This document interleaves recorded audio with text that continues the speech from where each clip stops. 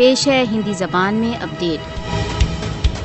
भारत द्वारा अवैध रूप से अधिकृत जम्मू कश्मीर में मोदी शासन ने स्वतंत्रता समर्थक संगठनों द्वारा राजनीतिक गतिविधियों को रोककर कश्मीरियों के विरुद्ध अपने भीषण अभियान में वृद्धि कर दी है। कश्मीरियों को आतंकित करने की अपनी नवीनतम कार्रवाइयों में एक सप्ताह के भीतर मोदी शासन ने एक और स्वतंत्रता समर्थक संगठन तहरीक-ए-हुर्रियत पर प्रतिबंध लगा दिए हैं। गत सप्ताह नई दिल्ली ने वरिष्ठ स्वतंत्रता समर्थक नेता मसर्रत आलम भट्ट के नेतृत्व की मुस्लिम लीग जम्मू कश्मीर पर प्रतिबंध लगा दिए थे। इससे पूर्व मोदी शासन ने भारत द्वारा अवैध रूप से अधिकृत जम्मू कश्मीर में जमात-ए-इस्लामी, जम्मू कश्मीर लिबरेशन फ्रंट, दुख्तारान मिल्लत तथा डेमोक्रेटिक फ्रीडम पार्टी पर प्रतिबंध लगाए थे। मोदी शासन का भारत द्वारा अवैध रूप से अधिकृत जम्मू कश्मीर में स्वतंत्रता समर्थक संगठनों पर प्रतिबंध का एजेंडा प्रजातांत्रिक मानों तथा अंतर्राष्ट्रीय कानूनों का घोर उल्लंघन है।